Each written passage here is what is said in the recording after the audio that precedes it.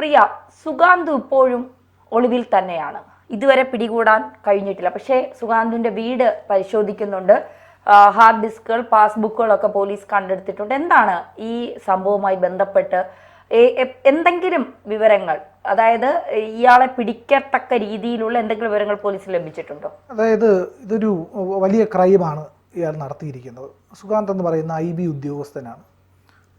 അതിലേക്ക് വരാം, IB ഉദ്യോഗസ്ഥൻ്റെ കാര്യങ്ങളിലേക്ക് വരാം. അതിന് മുമ്പ് ഇയാളൊരു ക്രൈം ചെയ്തിരിക്കുന്നു എന്നുള്ളതാണ്. ക്രൈം എന്ന് പറഞ്ഞു കഴിഞ്ഞാൽ ഒരു രീതിയിലുള്ള ക്രൈമല്ല, ഒരു ക്രൈമുമായിട്ട് ബന്ധപ്പെട്ട് നിരവധി പ്രവർത്തനങ്ങൾ ഇയാൾ ചെയ്തിട്ടുണ്ട്. ഒന്നാമത്തെ കാര്യം എന്ന് പറഞ്ഞാൽ ഒരു പെൺകുട്ടിയുടെ ആത്മഹത്യക്ക് കാരണക്കാരനായിരിക്കുകയാണ്. അതായത് റെയിൽവേ ട്രാക്കിലാണ് ഈ IB ഉദ്യോഗസ്ഥ കൊല്ലപ്പെടുന്നത്. അവിടെ റെയിൽവേ ട്രെയിൻ ഇടിച്ചിട്ടാണ് അപകടം ഉണ്ടായിരിക്കുന്നത്. ഈ മരണത്തിന് തൊട്ട് മുമ്പ് അവസാനമായിട്ട് ഈ പെൺകുട്ടി വിളിച്ച ആളും ഈ സുഗാന്ത് തന്നെയാണ്. ഫോണിലെ വിവരങ്ങൾ പലതും ശേഖരിക്കാനായിട്ട് പോലീസിന് കഴിഞ്ഞ ആ വിധത്തിൽ പോലീസ് ഫോൺ തകർന്നു പോയിരുന്നു. പിന്നെ ശാസ്ത്രീയ പരിശോധന നടത്തുന്നുണ്ട്. അങ്ങനെയൊക്കെയാണ് വിവരങ്ങൾ ശേഖരിക്കുന്നത്. ഇപ്പോൾ പെട്ടെന്നുണ്ടായിരിക്കുന്ന ഒരു കാര്യമെന്ന് പറഞ്ഞു കഴിഞ്ഞാൽ ഇയാളുടെ വീട്ടിൽ പോലീസ് റെയ്ഡ് നടത്തി. എടപ്പാളിലെ വീടാണ്. എടപ്പാളിലെ വീട്ടിൽ റെയ്ഡ് നടത്തി. ആ വീട്ടിൽ നിന്ന് ഇയാളുടെ മുറി കുത്തി തുറന്നപ്പോൾ അതിനകത്ത് നിന്ന് 2 ബാങ്കിൻ്റെ പാസ്ബുക്കും ഒരു ഹാർഡ് ഡിസ്കും കിട്ടിയിട്ടുണ്ട്. കമ്പ്യൂട്ടറിൻ്റെ ഹാർഡ് ഡിസ്കും കിട്ടിയിട്ടുണ്ട്. ഇത് പോലീസ് പരിശോധിച്ച് വരികയാണ്. ഈ പാസ്ബുക്ക് എടുക്കുമ്പോൾ തന്നെ നമുക്കറിയാം, പാസ്ബുക്ക് ബാങ്കിൻ്റെയാണ്. സാമ്പത്തിക ഇടപാടുകൾ പരിശോധിക്കാനാണ് ബാങ്ക് പാസ്ബുക്ക് പോലീസ് കണ്ടെത്തിയത്. ഈ പെൺകുട്ടിയെ ഇയാൾ പരിചയപ്പെടുന്നത് ഇയാളുടെ ട്രെയിനിങ് സമയത്താണ്. ഇൻ്റലിജൻസ് ബ്യൂറോയുടെ ട്രെയിനിങ് സമയത്താണ് പരിചയപ്പെടുന്നത്. അവിടെ തൊട്ട് തുടങ്ങിയ ബന്ധമാണ്. ഇയാൾ ഈ പെൺകുട്ടിയെ നിരവധി തവണ ശാരീരികമായി ഉപയോഗിച്ചിട്ടുണ്ട്. അതിനുശേഷം ഗർഭഛിദ്രവും നടത്തിയിട്ടുണ്ട്. അബോർഷൻ നടത്താനായിട്ട് അതാണ് ഒരു ക്രൈമിന് പിന്നാലെ പല ക്രൈമാണ്.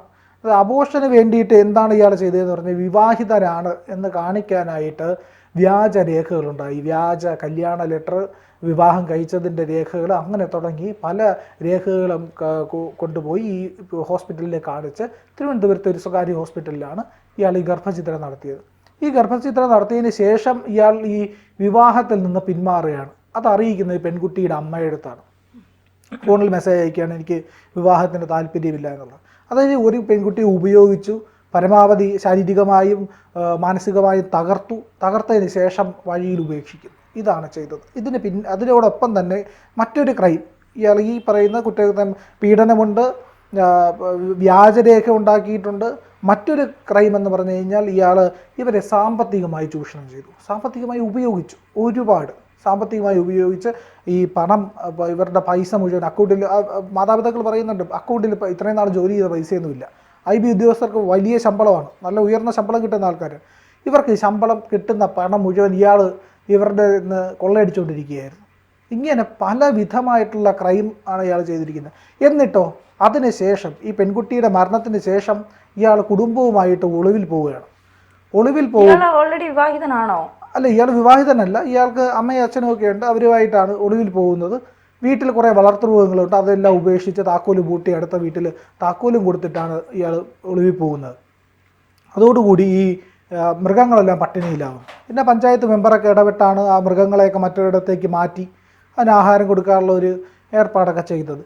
അത്തരത്തിൽ അവിടെയും കൃത്യമായ പ്ലാനിങ്ങാണ് ഒളിവിൽ പോകാനായിട്ട്. കാരണം ഇന്ത്യയിലെ ഇൻ്റലിജൻസ് ബ്യൂറോയുടെ ഭാഗമായിട്ട് എമിഗ്രേഷൻ വിഭാഗത്തിലാണ് ഇവർ 2 പേരും ജോലി ചെയ്തിരുന്നത്. ഇയാൾക്ക് നല്ല സ്വാധീനമുണ്ട്. കാരണം ഈ IBയുടെ ട്രെയിനിങ് എന്ന് പറയുമ്പോൾ രാജ്യത്തിൻ്റെ വിവിധ ഭാഗങ്ങളിലെ ആൾക്കാരുമായിട്ട് ബന്ധം കാണും. അങ്ങോട്ടൊക്കെ കടന്നിരിക്കാം. പിന്നെ അതുപോലെ നല്ല ട്രെയിനിങ് കിട്ടിയ ആളാണ്. എങ്ങനെയൊക്കെയാണ് കാര്യങ്ങൾ ചെയ്യേണ്ടതെന്നും എങ്ങനെയൊക്കെ ഒളിവിൽ പോകണമെന്നും പിടിക്കപ്പെടാതിരിക്കാൻ എന്ത് കാര്യങ്ങൾ ചെയ്യണമെന്നും രാജ്യം വിടാനുള്ള സാധ്യത വരെയുണ്ട്. അപ്പം കൃത്യമായ പ്ലാനിങ് ഉള്ള ആളാണ്, ബുദ്ധിയുള്ള ആളാണ്. അതുകൊണ്ടാണ് ഇൻ്റലിജൻസ് ബ്യൂറോയിൽ ജോലി കിട്ടുന്നത്. അല്ലെങ്കിൽ ഇൻ്റലിജൻസ് ബ്യൂറോയിൽ അങ്ങനെ പെട്ടെന്നൊന്നും ജോലി കിട്ടില്ല. ടെസ്റ്റ് പാസ്സാവണം, ഇൻ്റർവ്യൂ ഉണ്ട്, വിവിധ ഘട്ടങ്ങളിലായിട്ടുള്ള ട്രെയിനിങ് ഉണ്ട്. അതുപോലെ തന്നെ ഒരു കാര്യം എന്ന് പറഞ്ഞാൽ ഇയാൾ ക്രിമിനൽ ആക്ടിവിറ്റി ചെയ്യും മുമ്പ് ഇയാൾ ഓർക്കേണ്ട കാര്യം ഇയാളൊരു IB ഉദ്യോഗസ്ഥനായിരുന്നു എന്നുള്ളതാണ്.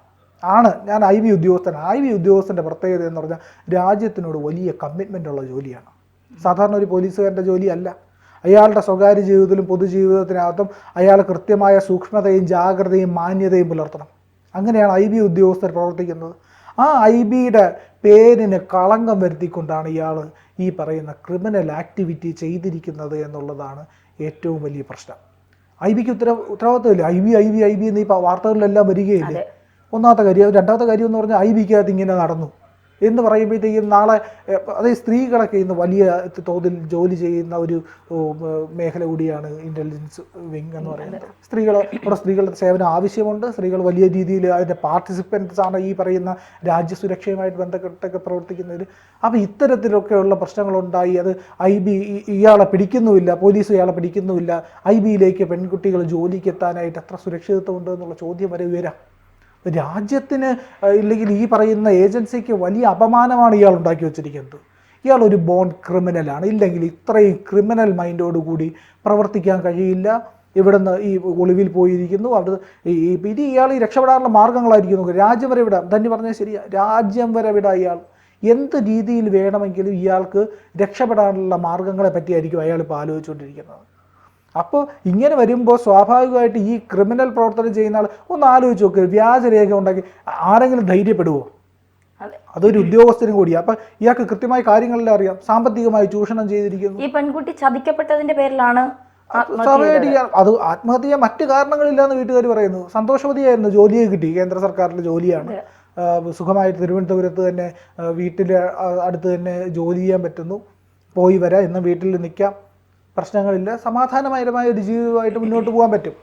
അത് ഇഷ്ടപ്പെട്ട ഒരാളെ ഇഷ്ടപ്പെട്ടു, അങ്ങനെ പൊയ്ക്കൊണ്ടിരിക്കുക. ചതിക്കാനായിട്ടാണ് ഈ പെൺകുട്ടിയെ സ്നേഹിച്ചത്. പണം കൊണ്ട് ശാരീരികമായും സാമ്പത്തികവും ശാരീരികവും ഒക്കെ ആയി ചൂഷണത്തിന് വേണ്ടിയിട്ട്. അപ്പം നമുക്ക് സ്വാഭാവികമായിട്ട് ഇത് മനസ്സിലാക്കാൻ പറ്റുന്നത് വേറൊരു പ്രശ്നങ്ങളും ഇല്ലാത്തൊരു പെൺകുട്ടി എന്തിനാ ആത്മഹത്യ ചെയ്യണം? അതെ. അപ്പോൾ ഇയാൾ ഈ പറയുന്ന ബന്ധത്തിൽ നിന്ന് പിന്മാറി ഈ പ്രണയം നിരസിച്ചു. ഇവരെ അത് മാത്രമായിരിക്കില്ല, ചിലപ്പോ ഈ കുട്ടിയുടെ ഏതെങ്കിലും തരത്തിലുള്ള വീഡിയോസ് കാണിച്ചിട്ട് ഭീഷണിപ്പെടുത്തുകയോ അത്തരം ഏതെങ്കിലും സൈറ്റുകളിൽ അപ്ലോഡ് ചെയ്യുകയോ എന്നൊക്കെ പറഞ്ഞുകൊണ്ട് മാനസികമായി കുട്ടിയെ തളർത്തിയിട്ടുണ്ടാകാം. ഏതൊക്കെ തരത്തിൽ ഇവരെ ഉപദ്രവിച്ചിട്ടുണ്ട് എന്നുള്ളത് കാരണം പറയാൻ പെൺകുട്ടി ഇല്ല ഇനി ഇല്ല. അപ്പൊ ഇനി ഉള്ളത് ആ പെൺകുട്ടിയുടെ ഫോൺ നഷ്ടപ്പെട്ടു പോയി. അപ്പോൾ ഇനി ഉള്ളത് ഇയാളെ ചോദ്യം ചെയ്താലേ അറിയാൻ കഴിയുള്ളൂ എന്തൊക്കെയാണ് ഇയാൾ ചെയ്തത്. ഉറപ്പായിട്ടും കുറ്റവാളി ആയതുകൊണ്ടാണല്ലോ നാട് വിട്ടത്.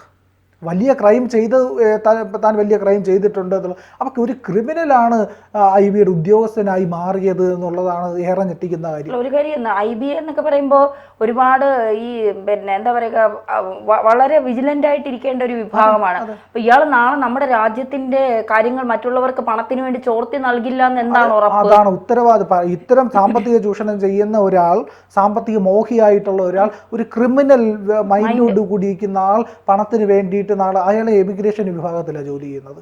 അപ്പൊ ഈ എയർപോർട്ടുമായിട്ട് ബന്ധപ്പെട്ട് എന്തെല്ലാം ആക്സസുകൾ ഇയാൾക്ക് കാണും? ആ രേഖകളിൽ എന്തെല്ലാം ഇതിനു വേണ്ടി കാണിച്ചിട്ടുണ്ടാകും, പിടിക്കപ്പെടാത്തതായിരിക്കാം ചിലപ്പോൾ അതായിരിക്കും. അങ്ങനെ ഇയാൾ എന്തെല്ലാം ചെയ്യാനുള്ള സാധ്യതകൾ. അപ്പൊ എനിക്കുള്ള ഒരു സംശയം തോന്നുന്നതെന്ന് പറയാം, സാധാരണഗതിയിൽ IB നമ്മുടെ ആർമിയിലാണെങ്കിൽ പ്രവേശനത്തിനായിട്ട് SSB ഇന്റർവ്യൂ പോലുള്ള കാര്യങ്ങൾ, മാനസികമായിട്ട് ഒരാളുടെ നില എങ്ങനെയാണ്, അയാൾ കള്ളനാണോ ഫ്രോഡാണോ എല്ലാം പരിശോധിക്കാൻ പറ്റും. IBയിലും സ്വാഭാവികമായിട്ടും ഈ ഇന്റർവ്യൂകളും ഇയാളെ ഈ പറയുന്ന സൈക്കോളജിക്കൽ അനാലിസിസുകളും എല്ലാം നടത്തിയിട്ടുണ്ടായിരിക്കണം. അപ്പോഴൊന്നും മനസ്സിലായിട്ടില്ലേ എന്നുള്ളതാണ് എന്നെ ആശ്ചര്യപ്പെടുത്തുന്ന ഒരു ചോദ്യം. പക്ഷെ എന്തായാലും ഈ IBക്ക് ഇത് വലിയ നാണക്കേട് തന്നെയാണ്. ഇതിൽ നിന്ന് ഇനി പുറത്തു കിടക്കുക എന്നുള്ളത് ഇയാളെ തേടി പിടിച്ച് പോലീസിന് മുമ്പിൽ എത്തിക്കുക എന്നുള്ള ഒരു ഉത്തരവാദിത്വം IBക്കുണ്ട് എന്നാണ് ഞാൻ തീർച്ചയായിട്ടും. അതുപോലെ തന്നെ ഇയാളെ പിടിക്കുക എന്നുള്ളത് പോലീസിൻ്റെയും ജോലിയാണ്. ഇയാൾ ഏതെങ്കിലും തരത്തിലുള്ള സ്വാധീനം ഉപയോഗിക്കാനുള്ള സാധ്യതയുണ്ട്. ഇയാൾക്ക് ഈ പറയുന്ന നെറ്റ്വർക്കുകൾ പലതും ഉപയോഗിക്കാനുള്ള സാധ്യതകളുണ്ട് ഈ IBയായിട്ട് ബന്ധപ്പെട്ട്. പക്ഷേ IBക്ക് ചെയ്യാനുള്ള ഒരു കാര്യം ഇയാളെ എത്രയും വേഗം കണ്ടെത്താൻ പോലീസിനൊപ്പം നിന്ന് സഹായിക്കുക എന്നുള്ളതും നിയമത്തിന് മുന്നിൽ കൊണ്ടുവരിക എന്നുള്ളതുമാണ്. ഇതുപോലുള്ള ക്രിമിനൽ ആക്ടിവിറ്റി നടക്കാതിരിക്കാൻ വലിയ ജാഗ്രത പുലർത്തേണ്ടതുമാണ്. തീർച്ചയായും.